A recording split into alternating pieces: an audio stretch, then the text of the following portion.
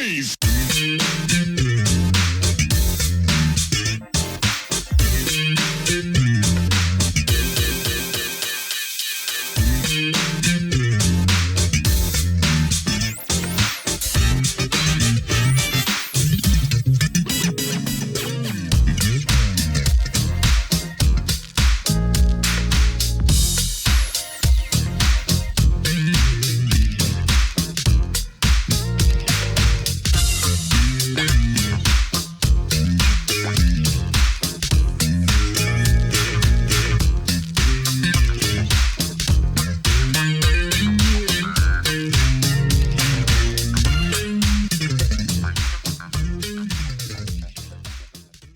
Hello and welcome to another edition of Truth in Rhythm.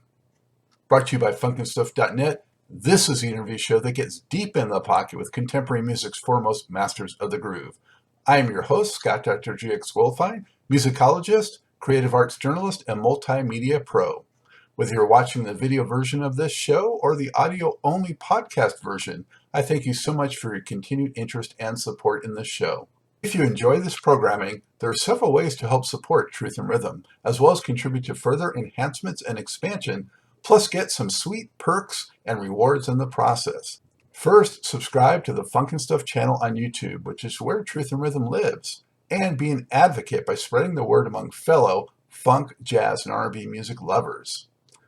Second, join Truth in Rhythm's new membership program through Patreon, which features 3 tiers for truth believers, truth seekers, and truth crusaders. You can also submit a direct donation to the cause anytime at FunkinStuff.net. At that site, which is loaded with awesome content, you can also purchase the book Everything's on the One, The First Guide of Funk. Shop for official Truth in Rhythm and Funkin' Stuff merchandise, and use the Amazon links for all of your online purchases, which allocates a percentage to this show. Sponsorship opportunities are available as well. Contact me directly at scottg@funkinstuff.net. For those of you who go the extra step in supporting the show, you have my heartfelt gratitude for allowing us to continue to shine the light on those special artists whose quest is to find truth in rhythm. I'm pleased to welcome to the Truth in Rhythm Mothership guitarist Jerome Ali, who along with his bass-playing twin brother Jimmy Ali, has most notably recorded on various P-Funk projects dating back to 1979. Throughout the years, the brothers have also shared the stage with Carlos Santana, Ray Charles, Natalie Cole, Earl Klug, Buddy Miles, the Doobie Brothers, Ronnie Laws, Bob James, Angela Bofill, and Lonnie Liston Smith. The pair has most recently performed in Las Vegas as the Brothers Ali. Jerome, thank you for coming to the show. How are you? Fine. Thank you, Scott, for having me. It's an honor to be here. Well, it's my pleasure. And where are you coming to us from today? From Las Vegas, Henderson, Nevada. Henderson. So that's like, for those that don't know, it's a suburb of Vegas, basically, right? Yes. About 15, 20 minutes from the downtown area or the Strip. Uh-huh. And how long have you lived out there? It's 25 years now. Wow. Going on 20 years, yeah. It's been a while. Wow. It's been a journey. Trust me, it's been a journey. Vegas is changing as we speak. You know, you have the distinction of being the second set of twins on the show just in the past month, because I recently had on the Scott brothers from the Whispers, and up until then, I had never had twins on the show. So it's like a trend now or something. Oh, man, wow. Well, that's wonderful. Hey, we're truly honored, even though Jimmy, I might say some things, of course, that hopefully they're going to be good things. Yeah. Yeah. Growing up, we used to be kind of mischief in a way, like interchanging classes, and teacher didn't know who was who. I always think, it's got to be fun in some ways for sure, having a twin where you can do things like that. And Yeah. Oh, yeah, it's fun. It's got its advantages. So, got to be careful, You don't want to be mistaken for the wrong guy, Yeah. Well, who's actually the oldest? Jimmy is 10 minutes older than me. So okay. Yeah. Yeah. And where are you from originally? And what was it like growing up for you? Originally from Detroit, Michigan, born and raised there. It was fun times, and especially in the '60s. I mean, my mom and dad. My mom was a Motown person. My dad was a straight ahead jazz guy. So we had best of both worlds. We were listening to the Motown stuff, all the hits, and Charlie Parker to John Coltrane and Wes Montgomery to the Grant Green to the Art Blakey ensemble. Those kind of guys. So we grew up listening. And my mom, she was, a lot of James Brown, a lot of funk stuff back in the day. So, it was great to be able to be, introduced to that music because today it's a challenge for some of these young kids. I mean, they don't really have the curriculum in schools anymore, as they once had. You can go in and choose an instrument that, as we spoke earlier that, yourself and your son, you guys both play, alto sax. So, I'm quite sure you was probably introduced somewhere, either through your parents or probably in school, you probably said, well, I want to play sax. My grandson, for instance, he wanted to play sax. So he wound up picking up the baritone sax. He said it was too hard for him, so nevertheless. Yeah, you need a little more wind probably for the baritone. It's big too. Right. That's Uh, right. you That's know. right. So growing up, how did you sort of settle on that you would play guitar and he would play bass, and what else did you play? Well, in the beginning, our parents wanted us to play instruments. Uh, I'll tell you the truth. I was not a big fan of the guitar at that time. At least I wasn't aware of that. I wasn't uh, a fan of it because I was introduced to so many just different horn players. The Charlie Parker. My dad was a big fan of Charlie Parker. Jimmy uh, wanted to actually play drums. So we both wanted. They both. My parents. They decided, well, we're going to buy you guys some guitars. They bought classical guitars. Thinking maybe I was going to be the next Jose Feliciano or somebody. But Jimmy and I had a discussion at one time, growing up as kids, and I said, "Well, you're gonna have to play bass, man." His story is always I said that I was a better guitar player than he was, so he needed to play bass. We needed a bass player, so that's how he got a hold of the bass, and he just kind of just went from there and just kept, we were self-taught.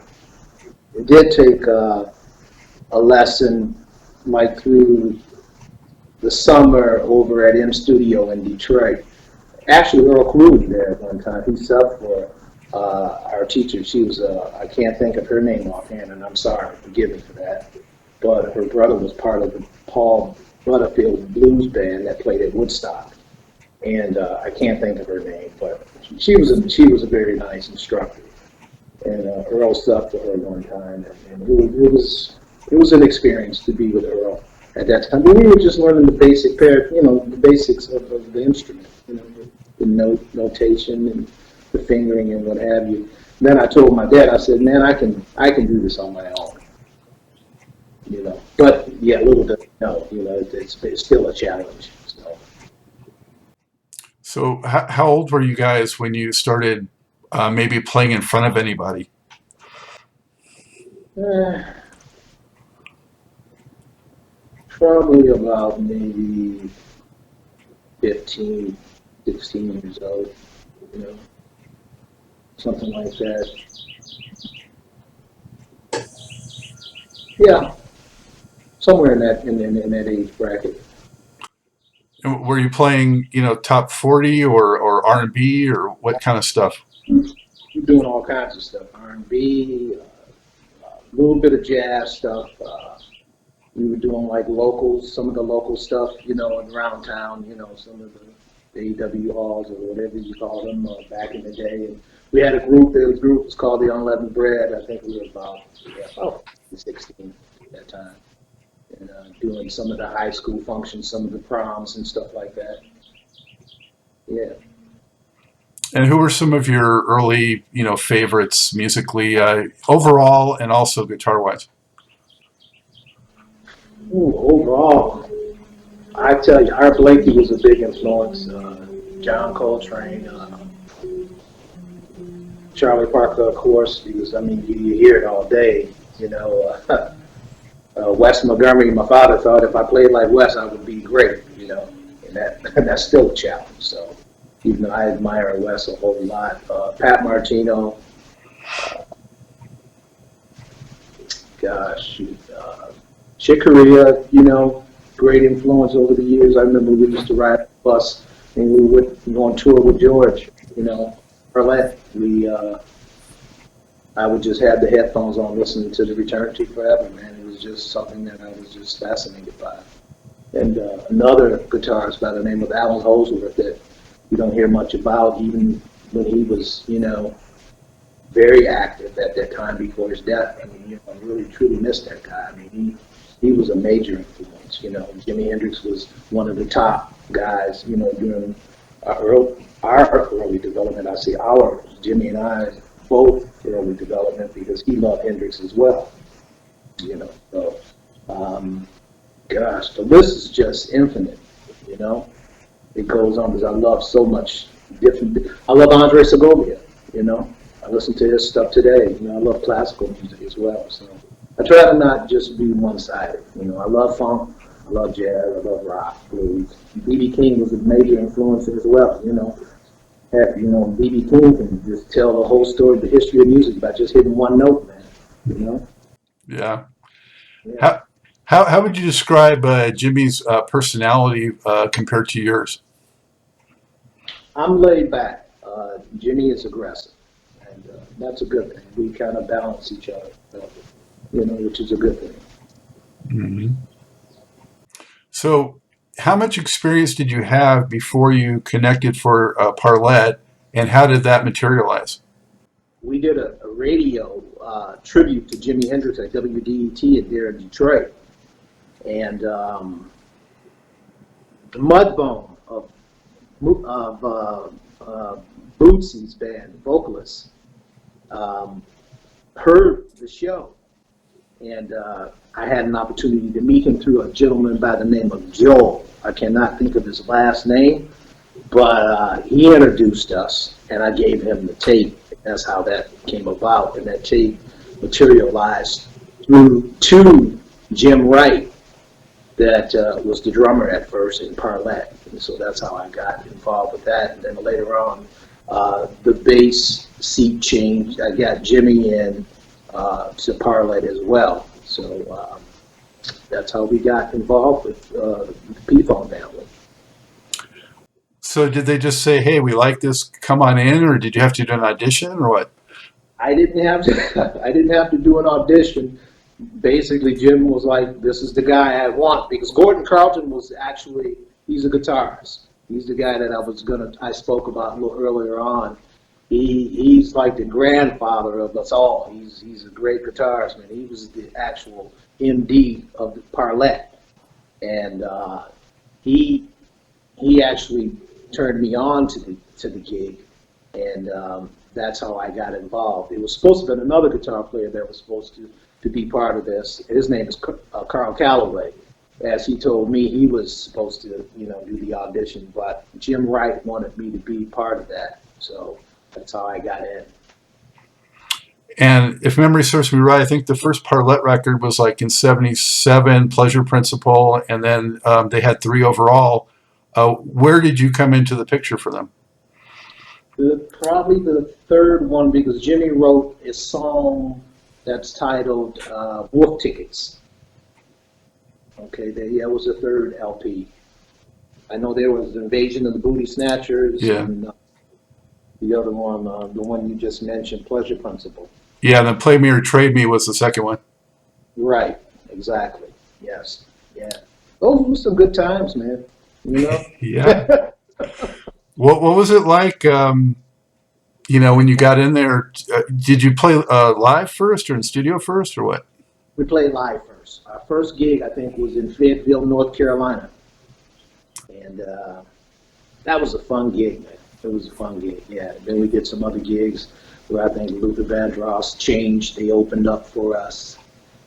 We did Soldier Field in Illinois, Chicago. That was a good gig. That was a huge gig. And we did L.A. Coliseum. Huge event. Great. I think Bootsy was on that gig. I think Ray Parker was on that gig. His band, because we know Arnell. He's a singer. He's from Detroit, and he was part of that group as well, Radio. Yeah, he's been on the show too. Yeah, good guy. Yeah. I saw that show at the Los Angeles Forum, which had Enchantment and Radio and Bootsy, but not Parlette. Okay. Yeah. Yeah. So, what was it like when you first, had to play with the group? Were you did you fall right in line, or were you intimidated, or what? Because we were all like neighborhood buddies, so it was more like, there's no need. It wasn't no strangers or anything. And Gordon Carlton, he's the head guy. He's running the show, being the band director, and me and him were real close, so we were neighborhood friends. He lived right around the corner from me, so it was actually no stress at all. Well, that's good. You don't want stress when stress and funk, they don't go together. So, That's right, my brother. You're right. That's right. No fun when you have that happening. That's right. Yeah. Yeah. But what about, you were on stage in front of so many people on some of those shows, and, what was that scene like, and what were the other guys like? The other guys were fine. Andre Wilson, keyboard player, Manning Salisbury, keyboard player, Kenny Colton, the drummer, my brother Jimmy, Janice Carlton, she was a percussionist. Everybody knew each other, and it was fun. We were there to support the girls, so it was no stress. Rehearsals were fun. We had wonderful times at the rehearsal. So when we got on stage, that was a reflection of it. We were able to just go out and have a good time and hope the audience, hey, we gave them, some good music, and hey, we just had a great time. Hey, who were the three girls at that time, Jerome? Shirley Hayden, Jeanette Washington, and they're gonna kill me, man, for not remembering this. Janice. No, she's married. I can't think of her former name, but her name is Janice. Magruder? Janice Evans. That's Evans. Yeah, Magruder was part of the Brides. Okay. Yeah. Was it a challenge to learn any of that material? No, it was fun. It was fun. It wasn't a challenge to learn it. It was different because I was listening to, and I hate to say it like this, but the music that I was brought up around and introduced to, and things that I was trying to learn at that time was more challenging than some of the simplicity of the things that they were doing, which was great music. Don't get me wrong. It was the stuff, the tunes that was composed through the individuals that composed that music. It were great songs. It's just, for me, it was fun. It was fun. More feel than Right. anything. Yeah. And were the P-Funk horns part of that, or who was doing the horns? As far as the sessions are concerned, yeah. But as far as the live things, it was just basically the basic rhythm section. No horns were involved at that time. Mm-hmm. And before that, how into and how much exposure had you had to, the P-Funk empire? Just records, back when Eddie Hazel was part of it, Maggot Brain, America Eats Us Young, stuff like that. I wasn't really, an avid listener to that, so to speak, The closest thing to something real funky was out. It was always James Brown for me. But after I got involved with the organization, with Parliament Funkadelic, you paid more attention to it, and I enjoyed it. The music is great, so, Had you ever seen, any of the Mothership shows before that? Or? Yeah. Oh yeah. Flashlight first came out. Yeah, we were always invited, and that's during the time of the development of the rhythm section for Parlay. They would invite us down to the shows, and we would watch, and it was inspiring. And we had the opportunity to go overseas, over to London and Germany. We went to Paris, so that was fun. That was fun too. So yeah, we were able to see that every night. Parliament warmed up the brides, and the brides warmed up, Parliament. So yeah. And did you get in the studio at some point?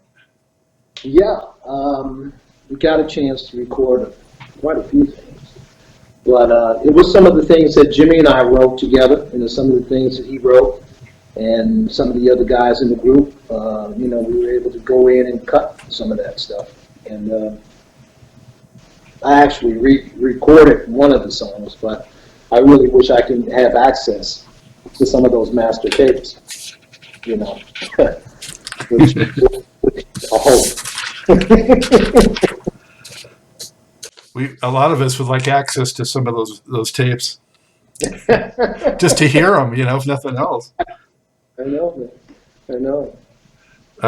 But but you were playing on some of the recording of Invasion of the Booty Snatchers as well. Yeah, I can't remember. I would have to. I don't even have a. The sad thing is I don't have a CD. Okay. Well, your credits show it, so I want to make sure. Yeah. Even some of the Parliament stuff. We did some of the stuff that appears on some of those recordings as well. So, yeah, I might have a few of those CDs, but I don't have any of the Parliament stuff. Who was kind of leading the studio sessions when you went in? Ronald Dunbar at that time. He was instrumental in that, and then some of the stuff that we cut, they just allowed us. And there was a time that the talk was that, oh, you guys won't be able to get a chance to go in and cut anything. I mean, that conversation just came up, through the manager at that time. But after George heard what we had to offer, that changed the whole scope of things. What was it like meeting George? What impression did you have of him? Maybe at first, and then eventually, did that change? It never changed. I mean, it's always been the high esteem, high respect. It's always been that. I've always, regardless to whatever happened to what individual it may be, but for me, it's always been because I was brought up that way. I mean, it was respect from the beginning. And did you get to meet people like Bernie Worrell or Bootsy or? Sure. Oh yeah. Same thing for them as well. Just high respect and respect what they laid down. Musically and what that sort of thing. So those guys were great guys, man. Yeah. And Gary Scheider and. Oh, Gary. Yeah, Gary was. That's the story. Gary came. P-Funk came here and they played the Luxor here in Vegas. And a friend of mine, we went over to Luxor to have lunch. And Gary, I can say this now, he was the road manager at that time. They were actually sitting there eating at the buffet. And we walked in and Gary recognized me. Gary got up and fell to his knees and grabbed my ankles and said, "Oh, I cannot believe this is you, Jerome. You have to come in and sit in tonight. You have." And I did. We had a great time. Actually, Gary, my wife, and a friend of mine and his wife, we stayed at the Luxor till the sun came up, till 8, 9 o'clock in the morning, just talking about old times. Yeah, I miss that guy. I miss that guy. He was great. That's great. What was there anybody that you came across that really impressed you with their chops in the studio or on stage related to P-Funk in particular? Uh, well, yeah, sure. All those guys really, they were great. But Dennis Chambers was an exception, and it's been a while since I spoke to him, but we used to talk even after that. I mean, we stayed in contact constantly. Um, and amazing chops, amazing chops. And him and Kenny Colton was the drummer for Parlet. A lot of similarities, you know. And but Kenny has passed on, and miss him. Oh, he was like a brother. We grew up together as well. But he had amazing chops as well. You know. Andre Wilson, another. He played sax and keyboards. I mean, he was phenomenal. He has passed on to Manning Sosby, another great keyboard saxophone player. These guys were phenomenal guys. Um, yeah, Bernie was an exception too. He was great. You know. Yeah, I mean the list just goes on. It's just amazing. Even the horn section. Some I can't fit any, and I can't think of the other guy's name. Greg Boyer. Yeah, there you go. Thank you. Yes. Did any of those guys sort of take you under their wing at all to any extent, or some of those guys had been doing it for a while? Yeah, it seems like it was. Sometimes I have to say this. It seems like, for me, I'm a very laid back person.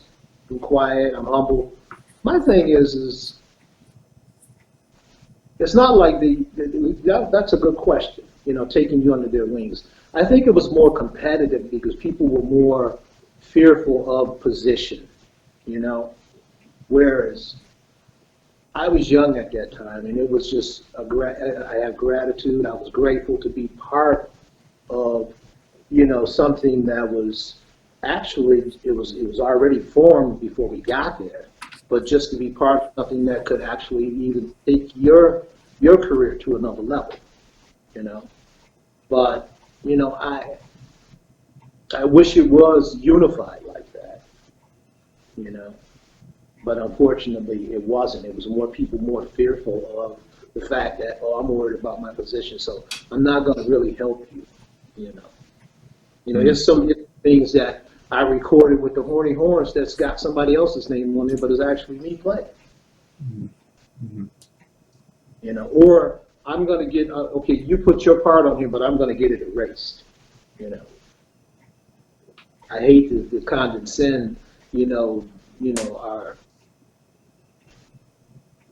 our conversation, but, those things did happen, those things happen. I mean, people, they want to pretend like, okay, we're cool, but, in reality, I'm more so like concerned about my positions. I don't want to lose my position, but I wasn't looking at it like that because I was just like passing through, hoping that this might allow Jimmy and I to kind of go further, in what we were trying to do.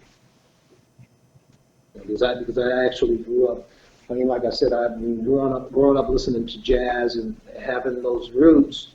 That those kind of elements appear in your composing if you're composing. But I enjoy composing, and that's a challenge still today. I've been writing a lot of stuff and kind of like cataloging and stuff. My wife is like, when are you going to put it out? Well, it takes time. Did you and your brother, while you were associated with P-Funk, go off on your own at all and kind of do some groove creation, and then think, hey, let's bring that into the studio? Sure. Oh yeah, absolutely, absolutely. And Jimmy is currently doing a lot of that now, man. I mean, it's really, really super funky, man. It's like, and Jimmy was actually in contact with George probably, it's been probably about maybe 2 to 3 years ago, before Dunbar had passed away, because Dunbar was actually, they were trying to connect, Jimmy and his wife, you know, and get them going. And I don't know what happened, but the stuff Jimmy has, the musically is, it's coming from that whole vibe, So, yeah. Well, when you talk about being competitive, I could see particularly at that time because that was like right as the P-Funk Empire was hit its zenith, and then it started to, go down. And so I think at that time, a lot of people were kind of maybe seeing that a little bit, and it got kind of like too big to like manage or something, and it was so, sort of like a runaway train in a way, so I could see people just, trying to grasp on and get there, you know, Right. so. Yeah, yeah, yeah, yeah, yeah. I understand. I get it too. I get it. And when I look at your list of credits here, and like I say, I'm sure there's all kinds of stuff, that's not listed that you're involved with because so many of the players experienced that. Yes. And I mean, to be fair, there's so much going on. It'd be, I'm sure, very challenging to accurately document all of it, Right. That's you right. know. But besides the parlet, the trombipulation, um, the Electric Spanking War Babies album, Right. um, some of the stuff that came out later, the family series stuff, Yeah. and but all the way through the Dope Dogs and also the Shake the Gate that came out in 2014. So was some of that stuff just kind of in the can for a long time and it got pulled out by George, or? Yeah. Yes. Yes. Yes. That's what happened. Because you mentioned the family series, that a song that I composed, that was really an ideal, was never actually completed. Okay. And it was a song that I was actually working on to dedicate to Hendrix, Jimi Hendrix. So, but they heard it, or George heard it, and they liked it enough to be able to go ahead and put it out, And the way I found out about it, I didn't find out about it till, there was a record store at that time that everybody went to, entitled Harmony House. And one of the actual chefs from over at Doug's Body Shop bought the CD, and Jimmy was playing with Norma Jean Bell in the All-Stars at that time, and he purchased it, but he told Jimmy about it, and he told me about it, so we went and bought it. And that's how we found out about it. And then, of course, eventually we went over to the studio and we talked to Greg Riley about it, which was part of that, that session at that time. And he knew more about the logistics of it. So, and from there, we've managed to figure out what was right, So I'll leave it at that. Is that a little bittersweet because you're sort of glad that it maybe saw some light of day and people can know about it, but at the same time you want it done right? Yeah, exactly. It's bittersweet. Yeah, I'm not complaining. I'm happy that it was released, and even with some of the autobiography things that the books that was released, and we have our names in the book, and we're truly grateful. And I have to mention one more person. Ron Ford was a big force, during the time. He used to come over our dad's house, and man, we would come up with some of the craziest stuff, man, some of the craziest grooves, man, and we would go in and actually cut some of this stuff, and where it is now, it's on the shelf somewhere, So. Yeah, he was a great guy. Well, it's great to hear about people like Ron Ford and Ron Dunbar because those are some of the lesser sung people that were part of the whole enterprise. So I'm glad that you can share whatever you can about folks like that, so viewers know a little bit more about them. Sure, sure, Yeah. absolutely. Were most of those things recorded at United Sound, or? Yeah, some of the things probably were edited or probably overdubbed at United, but primarily the things that we were working on were actually recorded over at Superdisc. So did you just do the one tour with Parlette, or did you go out on the road some more? Actually, yeah, we just did the one tour with Parlette. I mean, we did some, there was some date that we did outside of Parliament Funkadelic when we were on the road with them, but we did some tours that Dunbar started actually doing some stuff, from state to state, and it worked out pretty good, for the most part of it, it worked out okay. Then eventually, of course, the group just fell apart. I saw an interview, and I saw this interview a long time ago, where Jeanette Washington was talking about basically the group was a tax write-off, so, but, hey, I guess that's part of the business, I guess, yeah, so,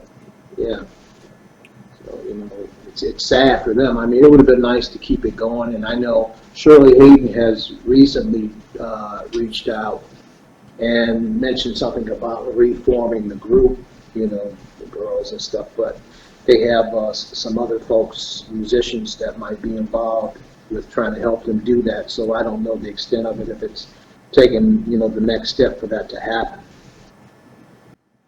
That'd be great to hear some of those tunes because I saw P-Funk several times in the 70s, and Parlette was not at those shows. I saw the Brides even. I would love to have seen Parlette. I mean, Yeah. there's some great tracks on those records.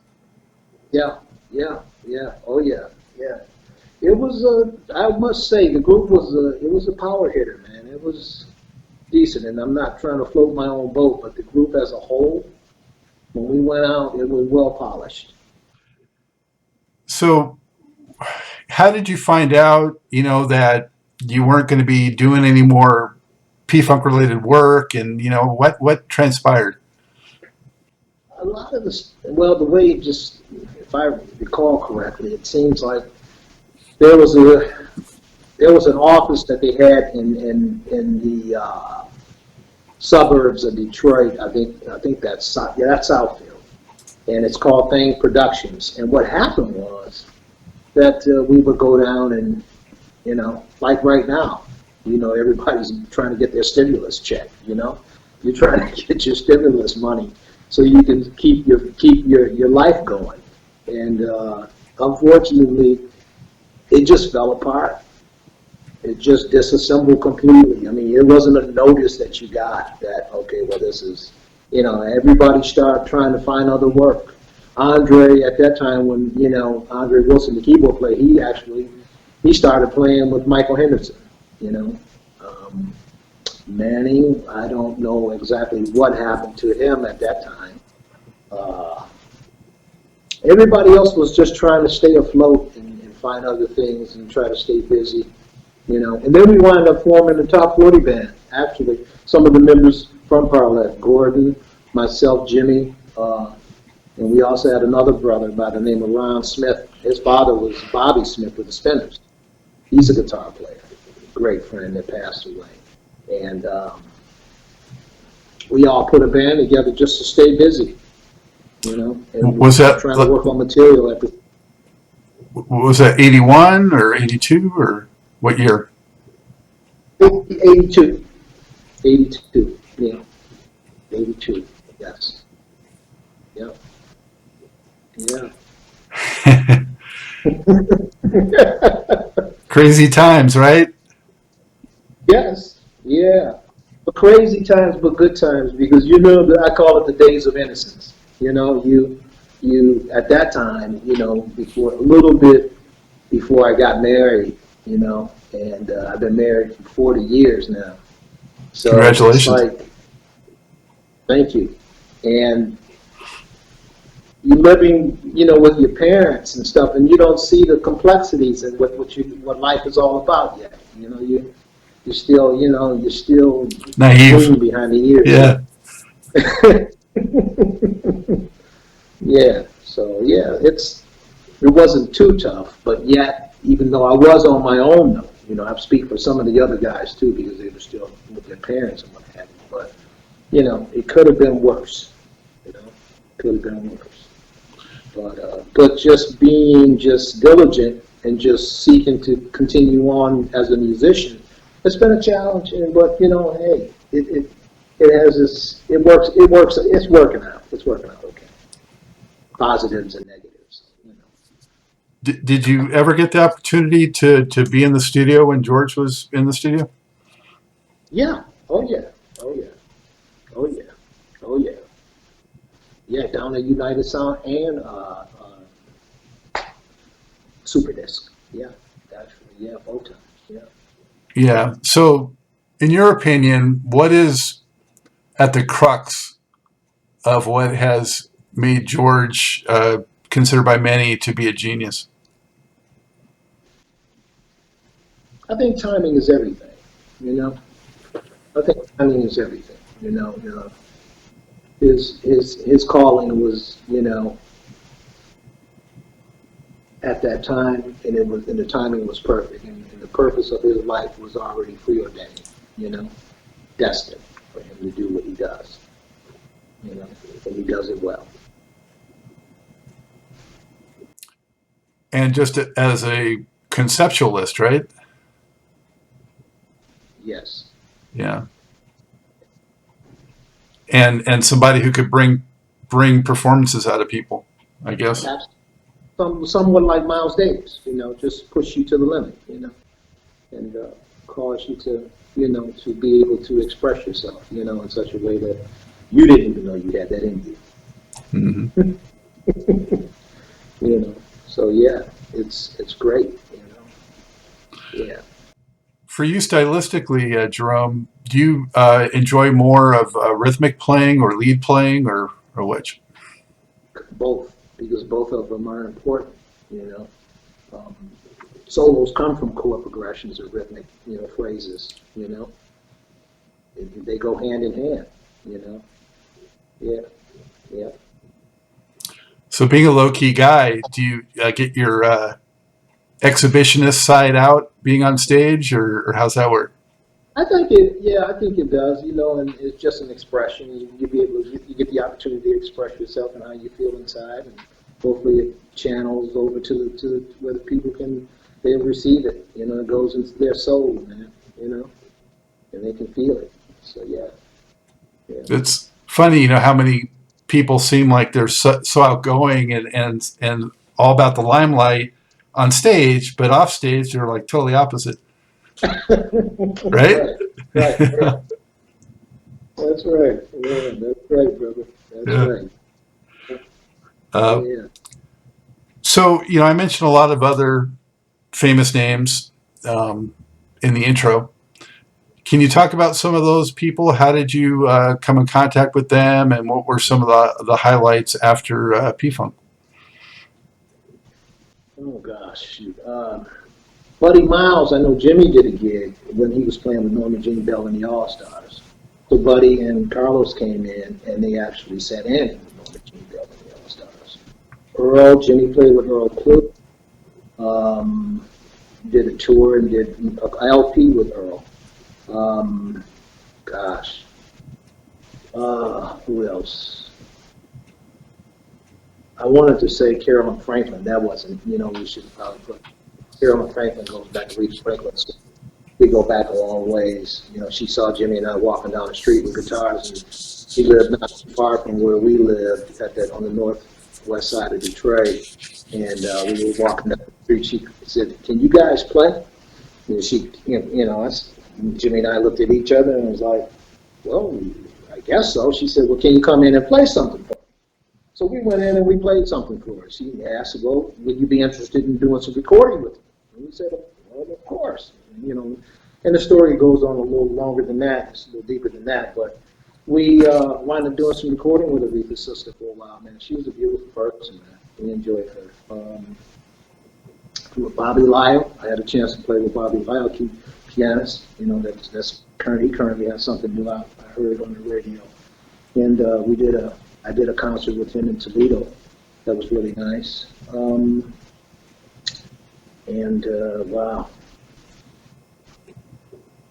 And like I say, George is, and then, you know, it's a wonderful opportunity to be part of that, you know, that history. Did you get to meet or spend any time with any of their guitar players in P-Funk? You know, Eddie Hazel, Michael Hampton, Blackbird. I did meet Eddie. I met Eddie. Where were we at? Seemed like we were in Winston-Salem. It might have been there. And we were both backstage. Actually, it was a trailer home that we were in. And it was just him and I. And we were talking. But he was crying, man, and he was upset. But he said about the contract that he had signed with Motown. But he wanted to get out of it. And, you know, I kind of touched him and told him, I said, man, it's going to be, just hang in there, you know. And then after that, and shortly after that, he passed away. Mike Hampton, we spoke briefly, you know. He's nice, man. You know, I just haven't had the opportunity to spend, you know, quality time with any of those guys, you know. And Skeet, you know, Curtis, you know, he's a great bassist, man, and he's a nice guy. And we got along well, you know. Not any quality time with any of the guys, man. You know, fortunately, you know. Kind of goes back to what I was saying a little earlier. I don't want to step on anybody's toes. The competitive thing, yeah. Yeah, the competitive and the hope that, you know, no one takes, you know, my position, and not knowing we weren't there for that. And I can speak for the rest of the guys too. Everybody was there. It was more of a opportunity because they could have went off and got gigs with anybody else. Man, that's how talented these guys are and were, you know. So, you know, it wasn't like that. They read into it wrong. You know, we could have been the best of friends, you know. And that's the problem now. People are afraid to help each other, you know. Yeah. That's a shame. Hate to hear that. Yeah. Yeah. But I was thinking as we were talking about somebody like, you know, Skeet maybe taking Jimmy under his wing or that kind of thing, you know. Sure. Yeah. Yeah. Yeah. Yeah. You know, Jimmy is not like that either. You know, it's one of those things that, you know, do anything to help anybody, and that's how we are. You know, if there's a gig or something, and I can't do it, you know, I'll turn the next guy on to it. You know. So you did your migration to Vegas in 2002 is what I show. Is that right? No, well, 97. 97. And what prompted that? Did you already have like something lined up, or did you have dreams of something? Or No, actually, my wife and I came out on a vacation, and we said, you know what, let's do something totally different. Let's go off the strip. Let's just go look at some houses. Let's go look at some homes, you know? And we went to look, and that seed was planted at that time. We bought a newspaper on the way home, and we were looking in the newspaper, and we were looking at, you know, differences as far as taxes and stuff like that, and the cost of home and the cost of living. So it sparked this, it planted that seed, and we decided to come back out and do some more, you know, investigate what was happening. And that led into this talk and discussion of just moving, you know. And then we needed to move because, see, at that time, you know, she was diagnosed with sarcoidosis. So, you know, and we needed to be in a dry climate, you know. And that helped out a whole lot. So, you know, and then, of course, the aspect of being a musician, you know, that kind of led into, you know, well, it's time to go look for a gig or something, you know. And at that time, Scott, you can find a gig just about anywhere, you know. You can walk into any casino, and if you're a musician, you can audition. If somebody was looking for somebody, or put a card out there, lay a card, and you'll get a call. And that's kind of what happened, man. And I didn't have to look back after a while, man. I was working so much, I wanted to stop working. That's a good problem to have. Yeah, I know. But now now with the COVID, it's like, with the pandemic, it's like you wish, that you could be doing some of the things you were doing, because Jimmy and I started doing a lot of corporate events, and we used to play for Michael Jordan for about 7 or 8 years in a row. Man. It was fun. What kind of material would you do? A lot of I won't say straight ahead jazz. A lot of the commercial jazz. And we did some straight ahead jazz stuff. And we did some funk stuff. We did some commercial stuff. It wasn't P-funk stuff, but it was funk. But yeah. Did Jimmy come out at the same time, or how did that work? No, he came out a few years after. Yeah. He came out. Actually, we hooked up on the Disney Cruise Line. We did that for a while, and then after that, we had a drummer by the name of Rick Beeman. That's another brother, great musician, man, great drummer. We all played on the Disney Cruise Line, and we left there, and Jimmy and Rick came out here, and we formed a trio, and that's when we got with the agency, the Steve Byers agency, and we started doing some of the corporate stuff. And that's been standing the test of time, so to speak, and it's been going on and on and on. So, but now it's all come to a halt. Yeah. So I'm sure, like everyone else, when this first started a year ago, you're thinking, it'll be a few weeks, just have a little break, right? Well, wishful thinking, I understand. It's still here with us, right? It's going to be a while. Yeah, I don't know what it's like out there. They're just, we're still waiting for vaccines here, but right. Yeah. So as a Brothers Ali, did you guys ever do backing to other performers, or just kind of your own thing? Well, when we were here, Jimmy has done some stuff with some other people. I can't think of the name of the acts, but he's done some things, and we've actually done some things with some smooth jazz guys. I just can't, the saxophone player, we backed up a few people, but primarily it's been just us as a duo. It started out as a trio, kind of morphed into, the quartet, and then with the finances being what they are, it kind of went down to a duo with tracks. So which is not bad. When you just play for yourself, what do you like to play? Oh man, shoot, everything, everything I can think of. So but like I say, I love listening to classical music. I'm a big fan of Andre Segovia. I have a nylon string that I play, and just all kinds of music. I try not to be one-sided, So it's hard to just be. Some people are this is all I do. I'm a purist when it comes to jazz. I'm a purist when it comes to rock or whatever. I mean, I like everything. My collection houses all kinds of music. It'd be crazy for me to be one-sided. So I have some funk, I have some jazz, I got classical music, I got rock, I got blues. Well, I always say, no matter what style you mostly play, it behooves you to, be up on all of those styles and genres, because it can better inform whatever you're doing. Absolutely. And it can keep you in a working position too, So, you just be one-sided, that's all you're going to get calls for is jazz, If you're playing funk, you won't get a call for doing jazz, And not that I'm going to get a call from the Philharmonic Orchestra, but still, I mean, I love the music. So. What's your main go-to instrument? this is right now because acoustically I can hear it, you know.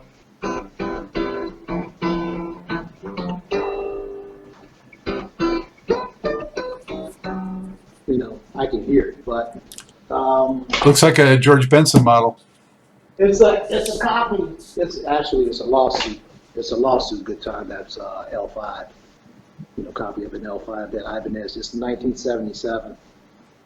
It's kind of hard. I mean, I have amps, but they're small amps. You know, back in the day, we used to play through Marshalls and stuff like that. You know, V4s, Ampeg V4s, and Marshall cabinets and stuff. So, play pretty loud. So, but it's kind of hard to do that nowadays.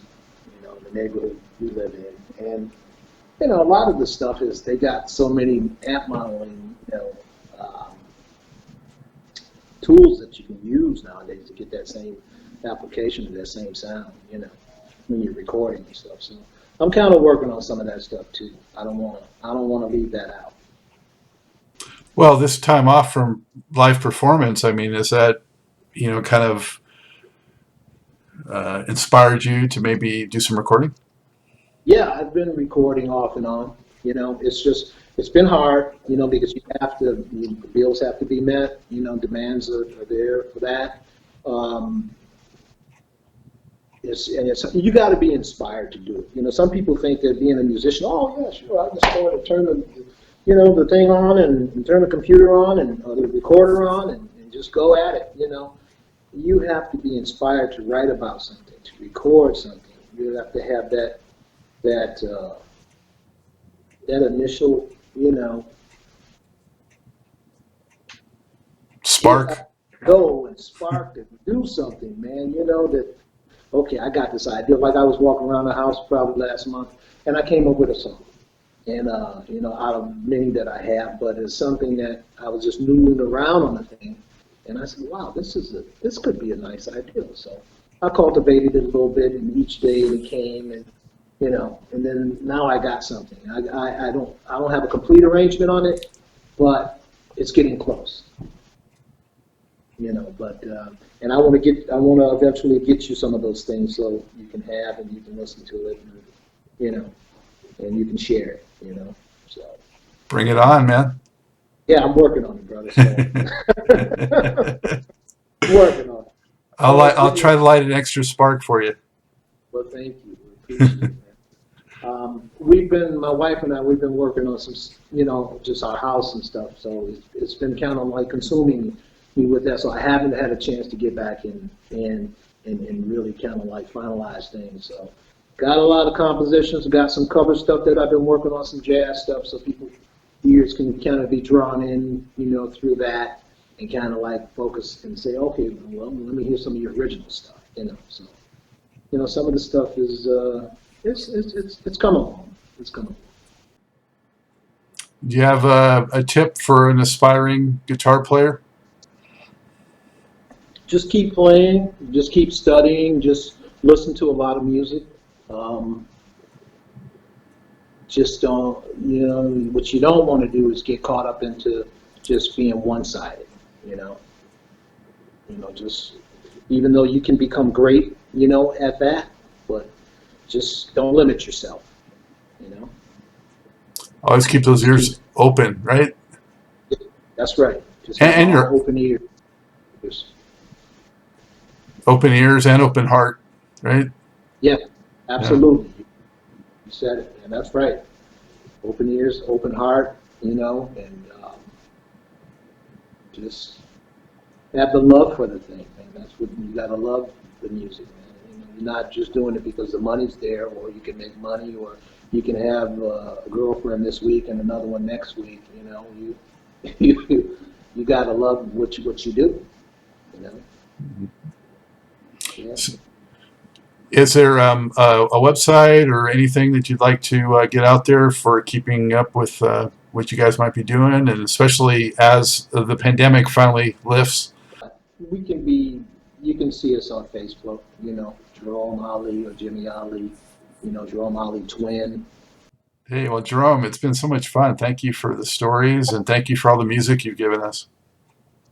Thank you, Scott. Much love to you, brother. Thank you so much for having me, and we hope that we can do this again in the future, okay? Absolutely. Be well, my friend.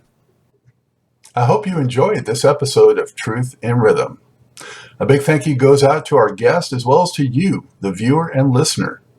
Also, much gratitude to Pleasure for supplying the show's funky opening and closing music. As a reminder, you can always access the complete list of linked shows by episode at funknstuff.net. I urge you to support this program and receive the extra benefits along with that by subscribing to the Funk and Stuff channel on YouTube and sharing it with funk, R&B, and jazz lovers, joining Truth and Rhythm's membership program at Patreon, submitting a donation at funknstuff.net, buying Everything is on the One, the First Guide to Funk book at Amazon, shopping at the Funky Things store for cool merchandise at funknstuff.net, and linking through funknstuff.net for all of your Amazon purchases.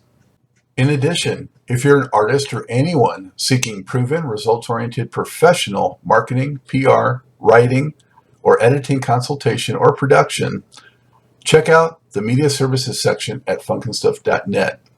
Also, I encourage you to drop me a line at scottg@funknstuff.net. I love the feedback, suggestions, guest requests, appearance and sponsorship inquiries, and just talking about my favorite subject, groove-based music. For now, and as always, this is Scott Dr. GX Goldfine saying, keep on vibing to the rhythm of the one.